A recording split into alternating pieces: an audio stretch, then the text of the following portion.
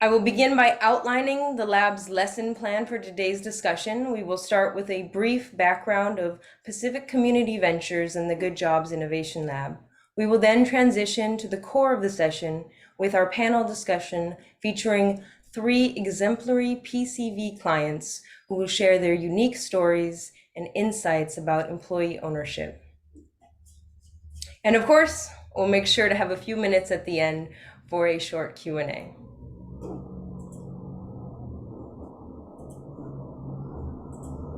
This work would not be possible without the generous support of our lab sponsors, research supporters, and our wonderful partners, community, and client networks.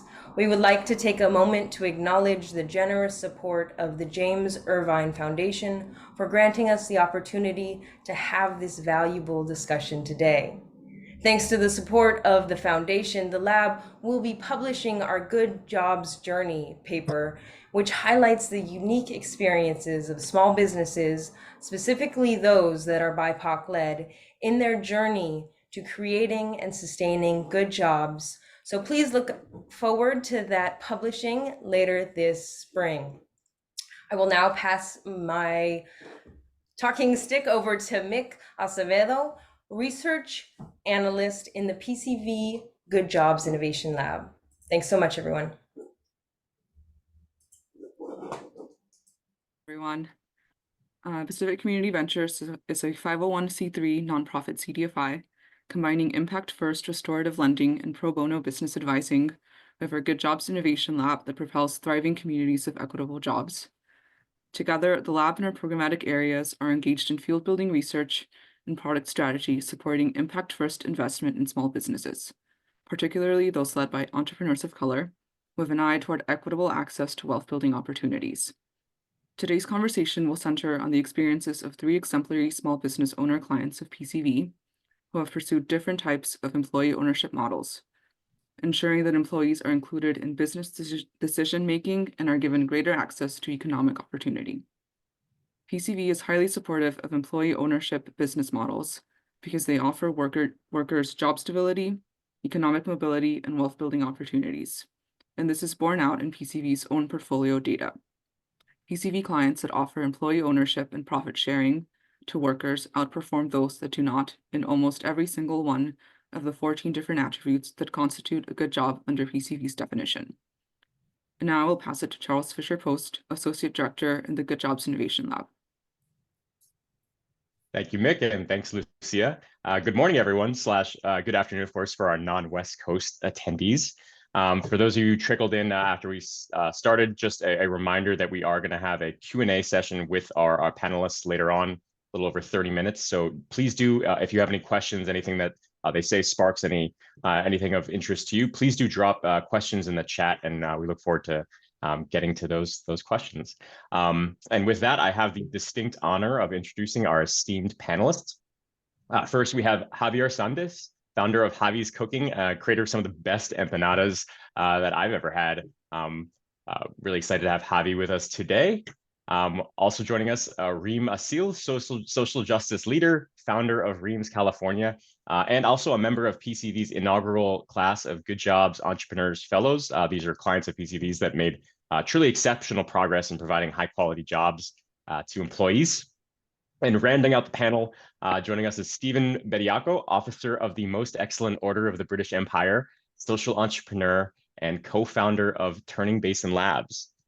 So to kick things off, I would like to give each of our panelists a few minutes just to introduce themselves, their businesses, and describe their employee ownership models and motivations for us all.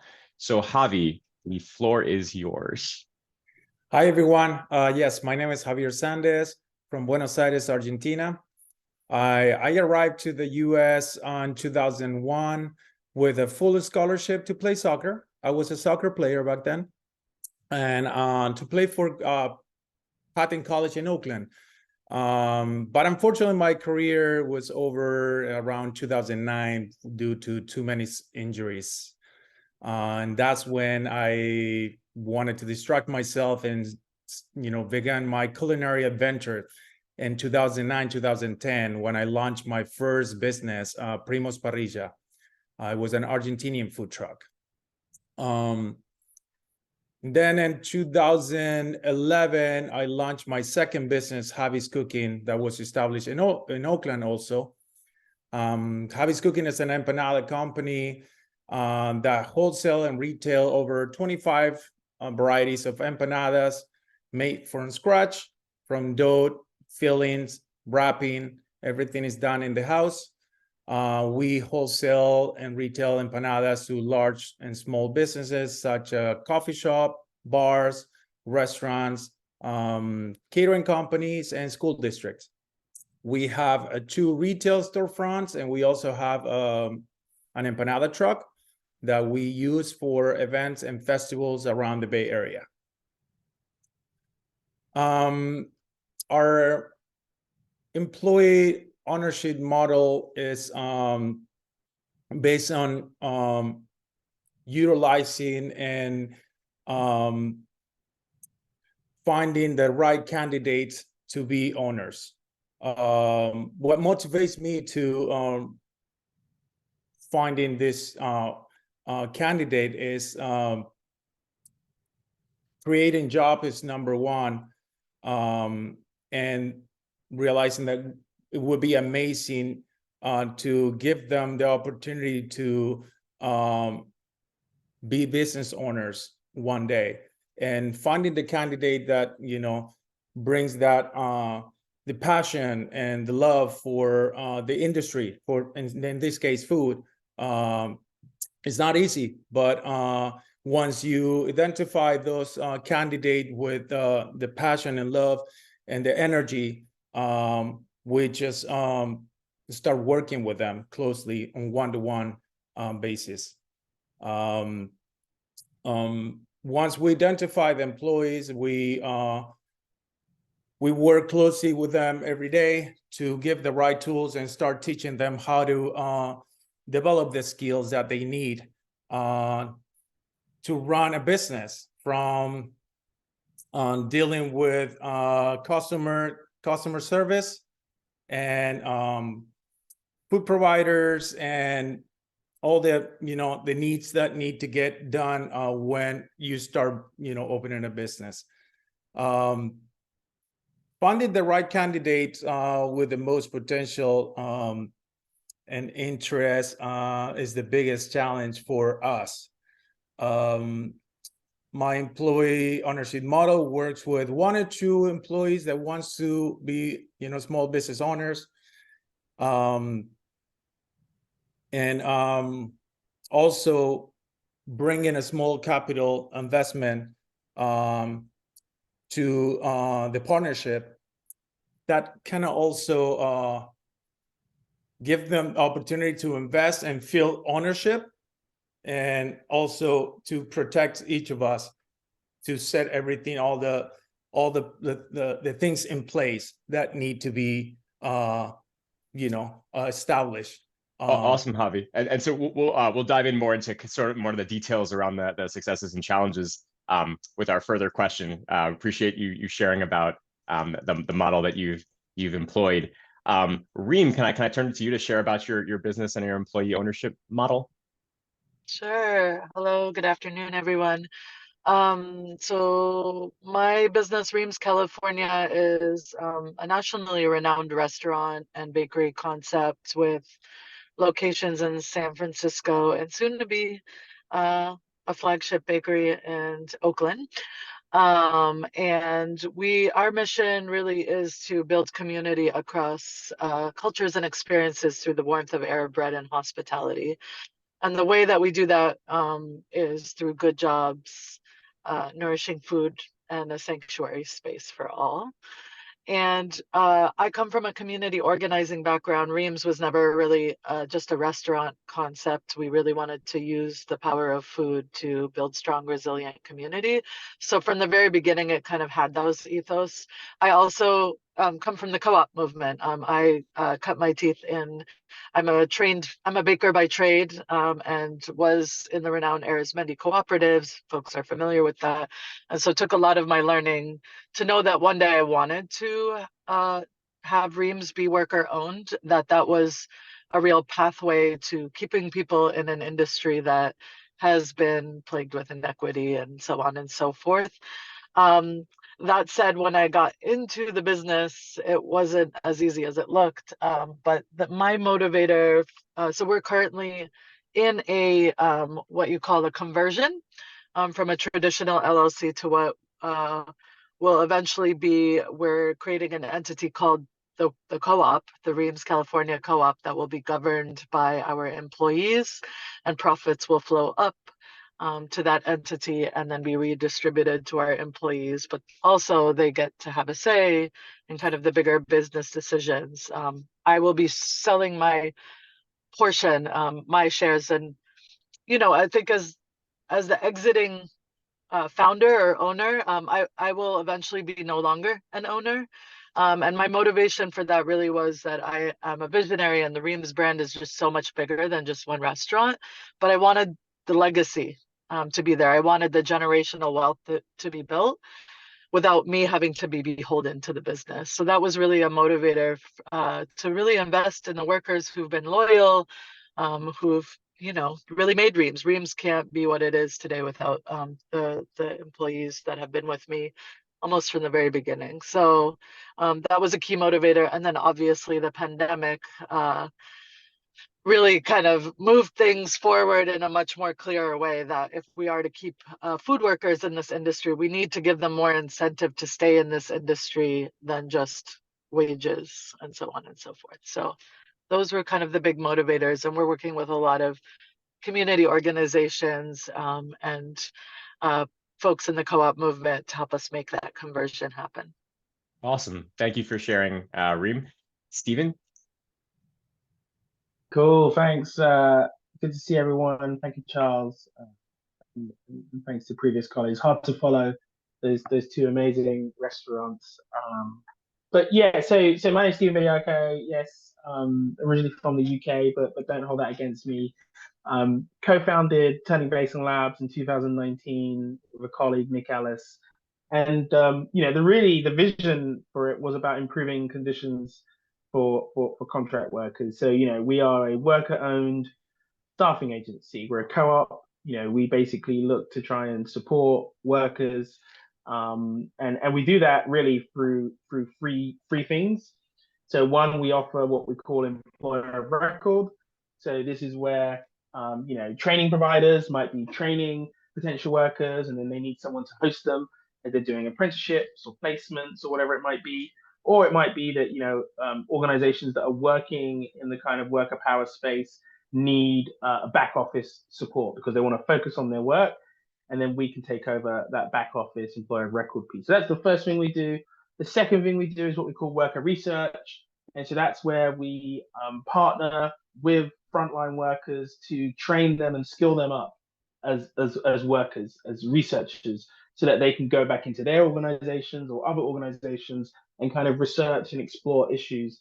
And we think that gives people skills, that gives people power, and it also gives people the potential to explore different opportunities and also to have a say on the kind of big strategic questions that are impacting workers in the system. And the final thing we do is kind of project management, capacity building. And so, an example of that is we're working to implement a piece of tech in the Bay Area that will encourage more inclusive gig work. So yeah, registered as a co-op in the state of California from 2019. And again, I think the driver there was that myself and Nick, we wanted to build something where the workers would be able to have a say. And so, we have a team of 7 or 8 people who are obviously all members of the co-op. We have a co-op board that is selected from that membership to represent. And then we have a number of individuals who have done what we call the kind of 200 hours in a year that then gives them a stake in our co-op for that year and an ability to influence and engage with the organization.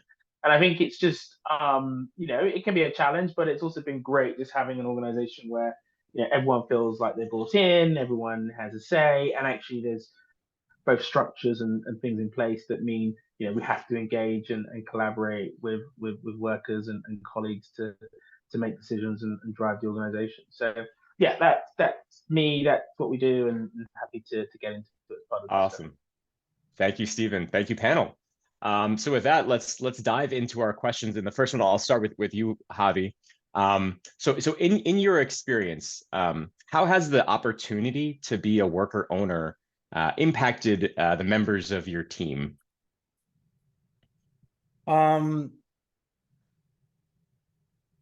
Yeah. Sorry, I just got distracted for a second. Can you repeat the question? Sure. So the opportunity to be a worker owner, how do you feel that that's impacted your workers, your employees? What's having that opportunity? How does that affect them, do you feel? Yeah, no, it has been a positive impact for everyone in my team when we started.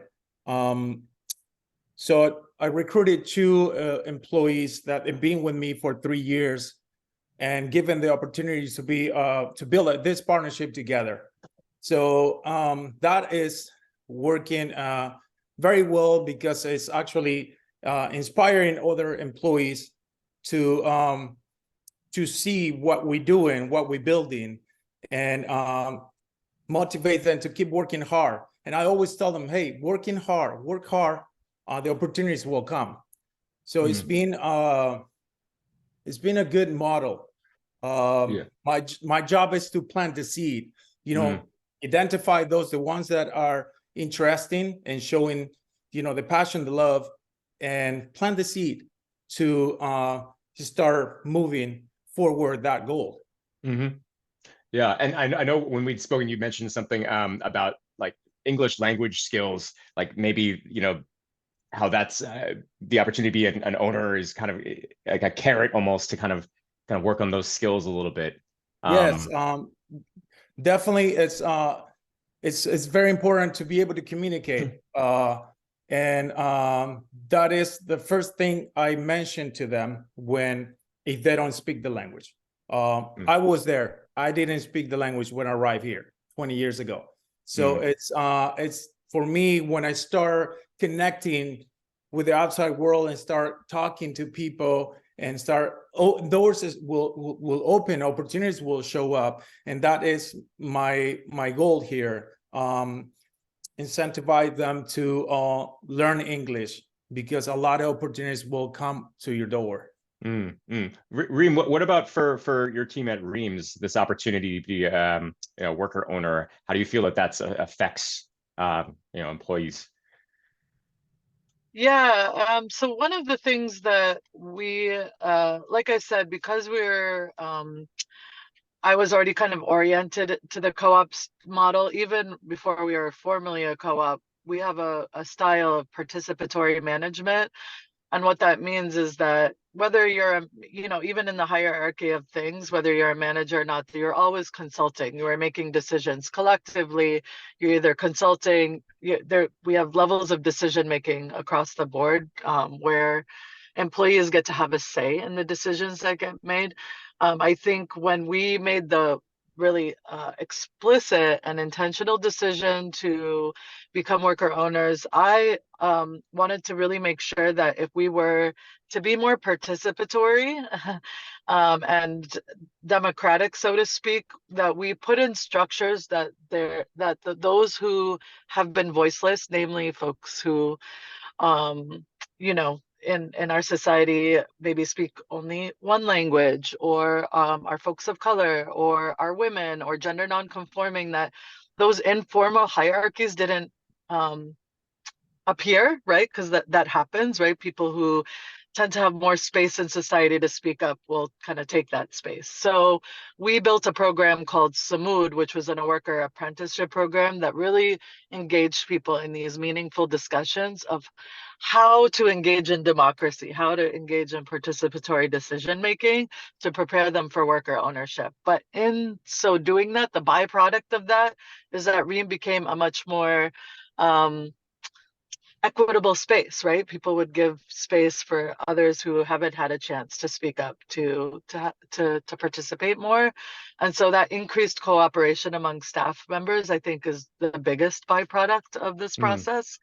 But also just like the empowerment to see that people's suggestions, or when they have a say, that actually gets implemented in our policies. Also, I think lends itself to retention, to more loyalty, all of these things. So I would say those are the big. I'm so sorry, Room. I just wanted I was just asking that piece about the cooperation. You mentioned that like the opportunity to be an employee owner, you feel like it creates greater cooperation among your team. I'm wondering if you could kind of elaborate on that a little bit. Like what is it about the employee owner mindset that encourages that cooperation? I think it's two things. One is just kind of the fundamental tenets. Once people understand injustice, having that justice mindset of like, we are powerful, we need to have a voice kind of thing, and like giving space for others to have a voice. We're all on this together. And I think the pandemic certainly kind of helped strengthen that morale. But then the other thing is like, we all stand to gain, right? Like when you know that you're all worker owners and like the bottom line is going to affect all of us, we're more incentivized to cooperate and be team players and not be like, this is my own thing. Because if that person is messing up, like that's all of our bottom line. So like I'm going to help my coworker be set up for success. So I think it's both material and kind of more theoretical of like a justice mindset. Interesting. What about for Turning Basin Labs, Stephen? How do you feel that that worker owner opportunity kind of impacts members of the team? Yeah, I mean, I think it's similar to what's been previously said, right? So, there's probably kind of three things. So definitely people are more committed to the model and to the work, like our team, although we're a small team, we're a long-standing team. There are people who've basically joined the organization doing a worker researcher project, and kind of 3 or 4 years later, they now kind of continue to lead and drive our work with worker researchers. So there's a commitment I think you get, and having founded other organizations like traditional social enterprises or social businesses, I definitely see that level of commitment and ownership in the team more than maybe I've seen elsewhere. I think the second thing is that what we try to encourage through both those free offerings I described and just the way that we work is for people to really embrace their own leadership, right? Their own kind of ownership and role in the organization, and to kind of think autonomously. And so that really comes through, when we're kind of planning our work or having meetings, or something tough is happening. People kind of lean in, take leadership, and lead and drive their own pieces of work. And I think as well, everyone's able to kind of share their views and share ideas, and kind of that's where you do see that kind of advancement and that growth within our co-op. So it's like, if I look at it today, we're only maybe 7 people, but at least 3 or 4, myself included, we've been there for a number of years. People have started out very much at the front of the organization, and are now helping to basically run the organization, and then passing that experience on to other workers who are part of our projects. Yeah, so I appreciate you sharing about that. And switching gears a little bit, because I think each of you has spoken really eloquently about kind of like the rationale for or the motivation for why you wanted to pursue the employee ownership model, whether kind of from the start, Stephen with Turning Basin Labs as a co-op, or kind of Reem knowing all along, or Javi, kind of more your approach of like planting that seed and seeing like really wanting to invest in the workers who are kind of committed to Javi's cooking, and I guess kind of based on this, you've had these ideals, but what have been the successes, but then also the challenges that you've encountered along that worker ownership journey. And this time I'll start, Stephen, from your perspective. So yeah, what are some of those successes, and then maybe what have been some challenges for Turning Basin Labs? Yeah, I think in terms of some of those successes, it's been really good to see people kind of contributing to the organization. I think our work, we started the business very much as wanting to be a inclusive recruiter. So we were very much focused on, can we help contractors find roles? They find those roles, we support them to get, good pay, good terms. And then actually, once they do 200 hours in those roles, they then can also join our co-op, and we support them on their journey. And joining our co-op means potential for profit sharing, having a say in the way that we're run, continued engagement and support from us. But I think, it was really the team that kind of looked at it over time and evolved and said, well, look, this worker researcher piece is really interesting, it's innovative, and we should be doing more of this, and this is what I want to do. So it's like, okay, cool, let's build that out. And then more recently, it's been this piece around kind of, we've got skills and capability in this team to kind of project manage or develop initiatives that support workers more strategically in the Bay Area across California. And so it's like, okay, cool, let's build that out. So I think it's meant that as a business we've managed to build a bit of diversity to our setup, because again, right, we started it in kind of summer 2019, and so by the time we got to the beginning of the pandemic and kind of May, June 2020, we had to, everything had kind of ground to a halt, and then we had to rebuild. But in rebuilding, I think we just thought, let's be a bit more innovative. And that means that, now as well, we have our team members who are obviously involved in the organization, so playing a role. We then have kind of, broader set of co-op members who provide advice and support. And we're now actually starting to think about how we revamp and rebuild our co-op offer. But I think some of the challenges with the model is, undoubtedly kind of it's cooperation, it's collaboration, but then it's also kind of, getting enough ownership around decisions. We have a co-op board, and so there are some things that it's like, okay, we need the co-op board to take the lead and make decisions on some stuff. And so I think it's great that we're a co-op, but it definitely does come with its challenges. I'm not going to pretend here that it's not a case of sometimes people can have different views and you need to balance that out. And then I think the other challenge is around kind of access to capital and trying to grow, right? So I think it's probably a bit different for Rina and colleagues who are running more clear business models, like B2C, and you've got those growth trajectories. I think for our work, which is a bit more systemic and whatnot, it's been a challenge to kind of access capital. But we've definitely been able to access some forms of capital, whether it's grants or even small amounts of investment. But always has to be a mix. And we're not got equity, right? So it's all about our ability to repay capital, usually over a period of time. And there was one other thing, Steve, that you mentioned about how I think it was 200 hours is the number of hours that a worker has to put in order to become kind of a co-op member. And I'm just wondering, like, has it been a kind of a challenge to navigate? Because I imagine some folks are working far more than that, or maybe some a little bit less, and maybe not everyone is as involved. Like, how have you been able to kind of navigate that discrepancy between, I guess, different employees and how they engage with Turning Basin Labs?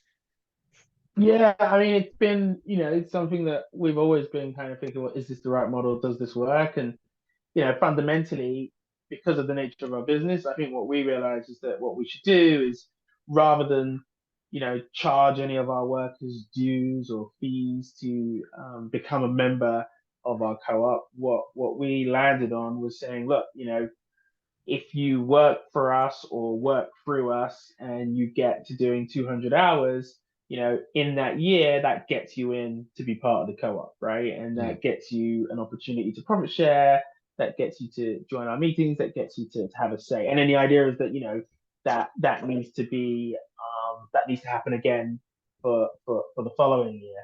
And so I think what that means is that, those that are obviously working in the organization, full-time, part-time, very quickly do their 200 hours, very quickly earn their right into the co-op. Or there are those that are working for us on kind of long-term contracts or pieces of work, also earn their way into the co-op. But but there are some people that are just like, hey, what is this stuff? I don't care about it. I'm just here to do the job or spend my 300 hours on my training contract, and then I go. And so we've always been thinking about, well, how can we engage and build more of a movement and grow our kind of active co-op membership, right? It's kind of one thing if people have ticked the box and they've got the hours, but it's another thing if they're turning up and they're engaged and they're benefiting and enjoying and getting value from being part of the co-op. So, and that's been about kind of looking at ways to offer training, build confidence and support. We've looked at kind of how we can offer access to information on benefits that are available to all. And we're still continually working on it. And I think that's where we're going to have another refresh and an adaptation for our co-op model kind of early this year. So it's a challenge, but that works for us at the moment. We find just needs to be adapted. Awesome. Reem, what about from your perspective? What have some of the successes as well as some of those challenges you've faced in trying to kind of implement that the employee ownership model you've envisioned?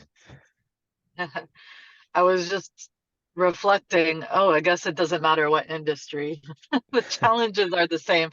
I mean, a lot of what was said resonates with me. I think certainly for Reams, as volatile as the food sector is right now, especially in the Bay Area where it's like the most expensive place and there's a recession here, the longevity of the business, I'll be real that there's many times that I've wanted to bow out, but the employees have been willing to kind of collectively take on the emotional burden to keep Reams afloat, right? And really hard times. So it's certainly, I think, one of the biggest, and I was inspired during the pandemic that co-ops fared much better than the other businesses that bowed out because of that kind of the emotional toll gets kind of spread out among many rather than like on one sole owner to have to save or like fail everybody. So in that way, I think the longevity of the business kind of is part and parcel to that, or is a result of that. I think the democratizing of knowledge, me as a sole business owner is just never going to know everything about the business. And so kind of going through that Samud program and being side by side with my employees just creates a better business and then develops their muscle for being stronger leaders. I mean, a success not just for Reams, but for the industry is like, we're developing leaders whether they want to stay at Reams or not. So like we have one employee who was really involved in the Samud program who went on to be a worker owner at another food business. So we're creating leaders and an ecosystem that is just far broader than Reams. So I would say those are kind of the big successes. But the challenges are similar, like engagement of folks. It just takes, especially in a fast-moving, fast-paced environment such as food. We have the need for language justice, right? So all of our meetings are simultaneously interpreted. We believe in that everybody should be able to share and gain knowledge in the language that they feel most comfortable in. That's when you get the most richest learning, right? And growing. But that takes resources. It takes money to hire interpreters and to do all of that. And then for us, kind of just in the legal and the conversion process, because a lot of our employees have mixed status, we call, like are undocumented, we need to ensure that actually a co-op model lends itself to protecting those employees if you do it right. So finding a legal model that protects folks, because you can have an ITIN to own a business, which is great. So those are kind of just like high level some of the challenges that that we've had, and just like we need to have the committee. Like, I can't be me as the owner dictating everything. So then I have to continuously motivate my employees to negotiate with me, which is weird with the bosses organizing the workers, you know, like it doesn't really, it's a weird dynamic. So Mm. yeah, so engagement in a meaningful way has always kind of been the hard part in a fast-paced environment. Yeah, appreciate you sharing those experiences. Javi, what about yourself? What are some of the successes you found, as well as some challenges in kind of pursuing that employee ownership vision? Yes. So my first partners are also my employees. So I get to work closely every day with them. I express the the importance of we emphasize of communication, organization, teamwork when it comes to be an owner and a leader for your employees. So it's I guess it could be different for everyone, but for me, having them working on a daily basis with me 5 days a week gives me a lot of room to improve and to work on the weakness and reinforce what they're doing good, so we can translate that and pass it on to new employees. So both are working 5 days a week with me for Javi's Cooking, and then managing the business, which is the new shop that we opened a year ago. So it's been a challenge because that's separating the employee and owner. It's there's a great line there. It's hard to navigate that and basically changing their mindset. They need to think like a boss now, not as an employee. So that is, I think, for me, it's been a big challenge to show them how to overcome mistakes, how to find solutions when there's problems, and know everyone react the way that we expect when we are running the show. So for them, it takes more time. Is there a specific example that comes to mind for that, like not reacting, maybe how you anticipated? It's been a challenge. So they they actually, because we worked together, they relied on me on making decisions. And for them, kind of like they're looking for my approval, even though that I give them the freedom to create, change, innovate, bring new things, whatever works, keep it, whatever doesn't work, make those changes. And they wait for me to bring that to the table.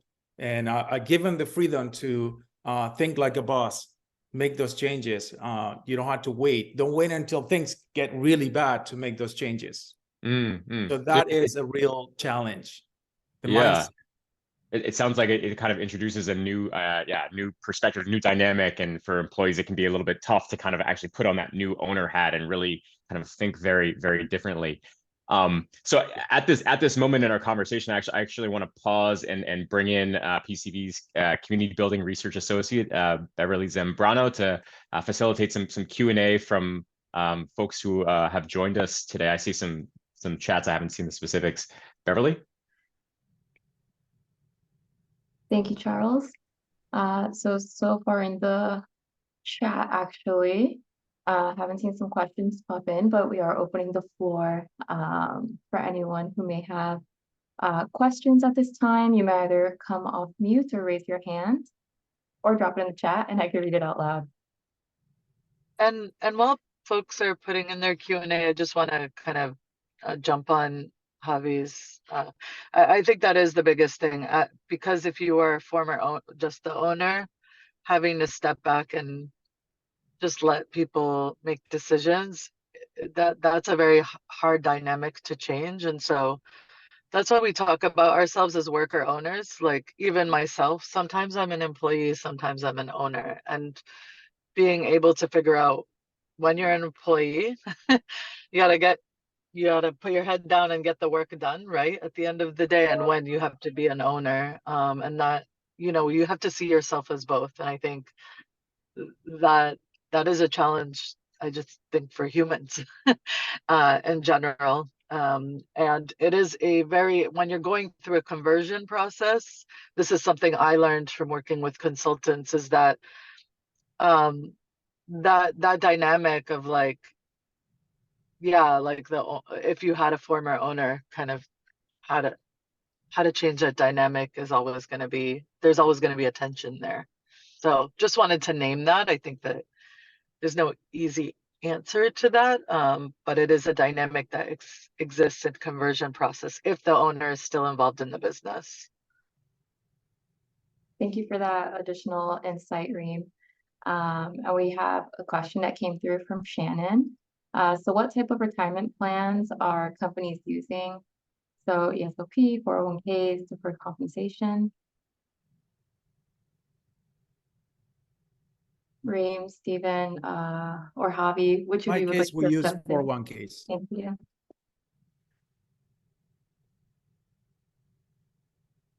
Yeah, we do something through the Cal Savers program, which is a state program in which folks can opt to set aside money for retirement. That said, not a lot of our employees opt for it, so a lot of it is around education. And yeah, I think people are looking in the here and the now, especially in these past 5 years in survival mode. So that's definitely something that we're working on internally at Reams to figure out. Yeah, and we also 401k. So we Sorry to And then when interrupt, Stephen. It sounds like oh the god, audio is cutting out a little bit. Would you oh mind repeating that, please? can you hear me? Is that better? Yes, thank you. Yeah. Okay. So I was just saying, yeah, we also use a 401k service, and obviously we offer healthcare and benefits, and the way it works that core team are on those things, and then actually if we are taking people on as employer of record, they basically come on and join our core packages. So they effectively become like our W2 workers, although they're working for other clients, other organizations. So yeah. Thank you so much. And we have another question. So what resources supported you the most in your journey to creating a model for ownership that worked for you?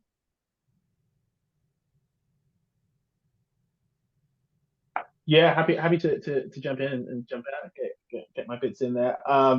Yeah, I mean, I think looking back on our journey, really kind of like actually Irvine Foundation were someone who kind of took a punt on us and gave us a grant to get going. I'm pretty sure that more traditional investors probably wouldn't have done that. And then we also did a program called Start.coop. I'll put them in the chat, but they are effectively a kind of co-op accelerator that helps you to build out your co-op model and your structure and all sorts of stuff. And yeah, I think we joined maybe their second cohort, and now they're on their like cohort 10, doing very well. So yeah, so those were two resources that really helped us. I can pop in and just say, I think the three things that come to mind, among many actually, there's way too many to name, but we worked really closely with an organization called the Sustainable Economies Law Center, SELC. They have just a plethora of resources, of lawyers, of folks who really helped us figure out a model that worked for Reams. Because I think that's the thing about the worker ownership world, is that like there isn't one model. The like sky's your limit. On the hard side of that is that there's nothing to like emulate, and that's something we're trying to do, is like figure out kind of a playbook of some sorts to help other restaurants to follow. And then the DAWI, which I'm like, the Democratic Association Worker Institute. I can't remember. It's DAWI. They have an amazing resource book around kind of participatory management, democratic governance, all of that stuff. Because we thought even with the structures of the co-op, being able to really equip your employees with the tools to participate is the thing that we really wanted to focus on. And then the Emerson Collective, which gave us, I was a fellow of, yes, Democracy at Work. I'm like, Emerson Collective I was part of the Restore and Renew cohort. It was a fellowship, and we were able to get money to fund the worker apprenticeship program, which we hope to kind of replicate. So those 4 things. I used to, in my case, I used to have restaurants, and I think it was very challenging for me, and I used to have a lot of items, and then in the early stage, I realized that I just wanted to focus on one item, which was empanadas, and that was a great decision that I made in the early stage of my business. And wholesaling the product gave me a lot of vision and explore what was up there and how I can replicate this. There was a model that I looked in San Francisco. It's called Martha's and Bros Coffee. They own like 4 coffee shops, and they're super busy. They're it's an amazing model, and they all family owned.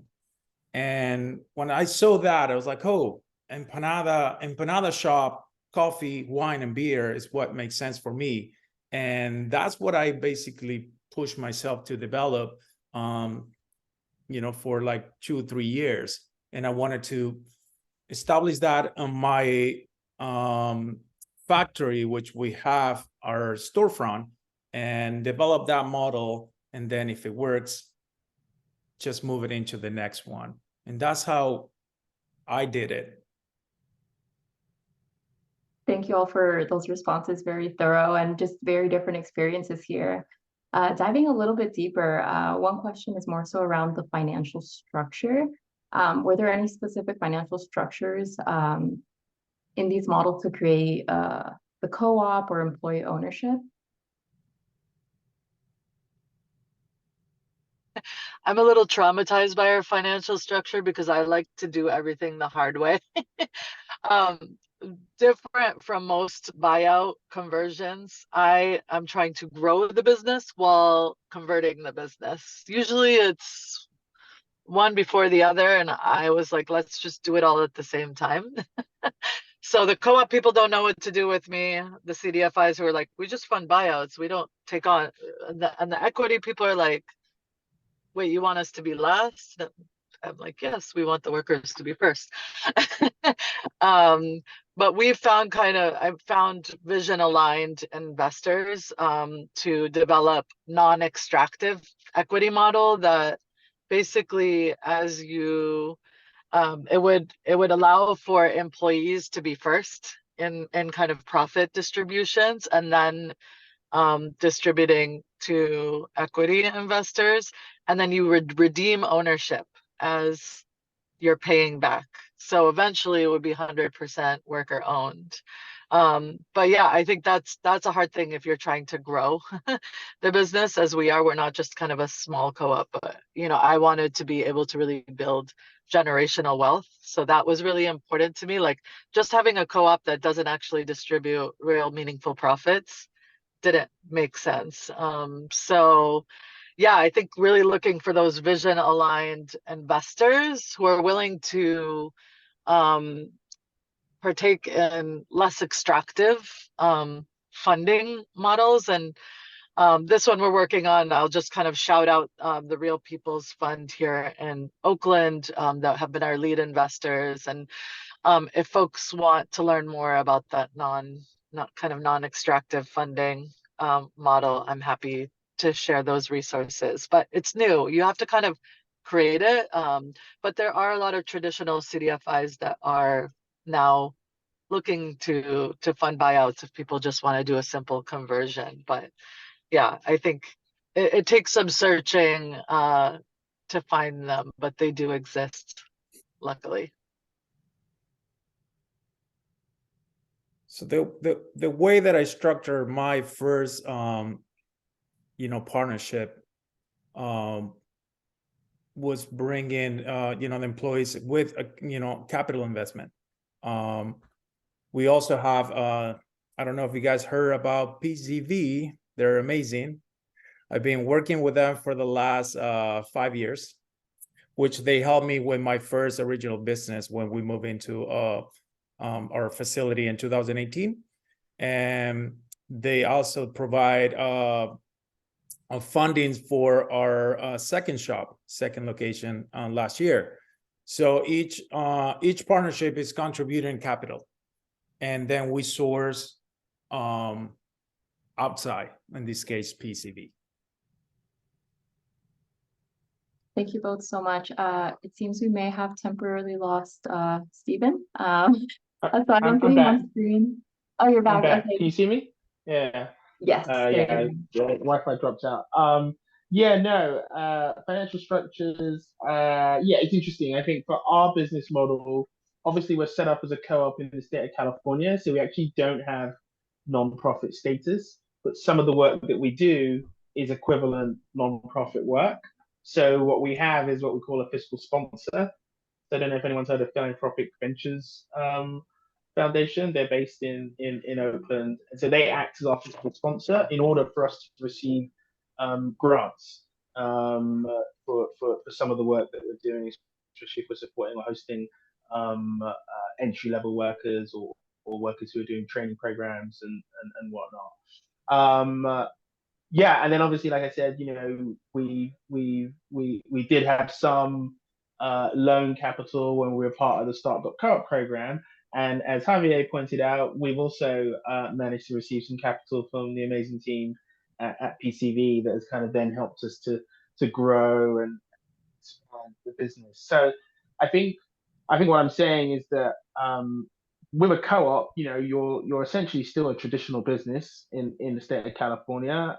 If you have some charitable activity, you can look to some kind of fiscal sponsor to come in and support you around some of that. And then obviously, there are great kind of more inclusive funders and investors like PCV out there who can give you access to good capital to help you develop the business. But yeah, I think if the question was around structuring, still very much run it like you'd run any organization, right? It's money in, it's money out, it's tracking P&L, it's building a cash flow, and it's trying to deliver margin for your organization so that you become or at least stay sustainable. So yeah.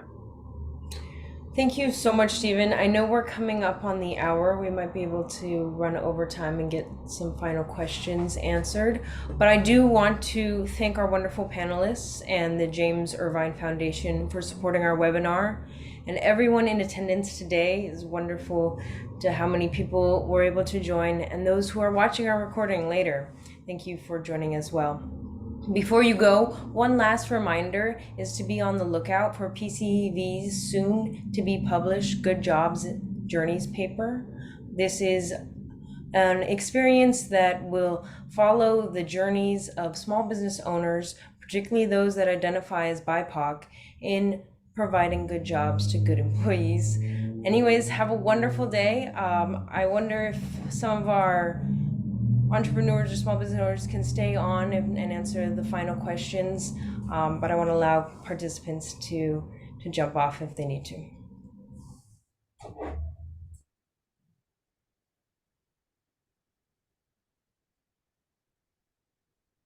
Beverly, was there one or two more? Otherwise, I have closeout question for our panel.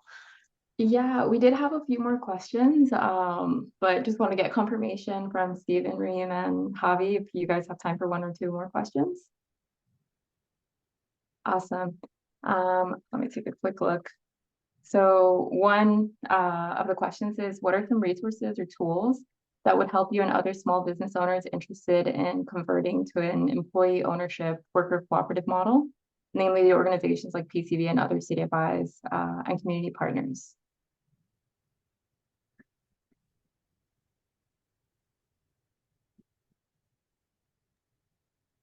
Yeah, so I would say if you're looking for, and I'm sure Reem and Javier have also got similar great recommendations, but from my perspective, the ones that I know, Startup Co-op, they operate in California, but they also operate across the United States, really run by a set of people. Greg Brutsky, if you cut him, he bleeds co-ops. They're all about starting, developing. They're also offering fiscal hosting services for co-ops, and they do a lot of stuff like helping different target populations, different industry verticals, and then I think the other outfit would be probably Project Equity, who I forgot to say also helped us in our very early stages just to think through our model, but again have done a lot of work around employee ownership, different co-op models. I think they run a fund that also potentially invests in co-op. So those would be my two. I think I missed the question a little bit. So what are some resources or tools that helped you and could potentially help other small business owners who are interested in converting into an employee ownership or worker co-op model? I would say, in my experience, look around what you like, what there is if there's something similar to what you want to do. And that's what I did in my case. I went out there and I was exploring everything that I was involved with. Bars, coffee shop, restaurants in my case, and see different models and take things, positive things, so the things that I like for each individual and build my own. That's the way that I did it. And I copy the model into the next one. Thank you, Javier. Yeah, I think taking definitely talking to other co-ops, like we did a lot of that, just interviewing all the different folks and seeing the pros and cons of their models. And I mentioned Dowie, they have this like really awesome toolkit called Democracy at Work, I believe, that we took in our training modules. But also another resource besides SELC, I think they do have a lot of stuff on their website, is the US Federation for Worker Co-ops. We did a lot of trainings with them. So there's so much, it can be overwhelming. There's a plethora of resources. But I would say just like take one and really dive in, because yeah, there's a lot of tools on their websites. Awesome. Thank you all so much for the extra time, and Lucia, I'll hand it back to you so you can close this out. Sorry, did you hand it back to me, Beverly? Or to Charles, yes. Oh, I don't know who you said. But yeah, just one more time, thank you, Javi. Thank you, Stephen. Thank you, Reem, for joining us today. Thank you for all of you in attendance. We'll be sharing the recording as well as the webinar, so we can spread it with more of our audience. And yeah, have a great day, everyone, and take care. Thank you. Thank you all. Thank you, Charles. Thank you.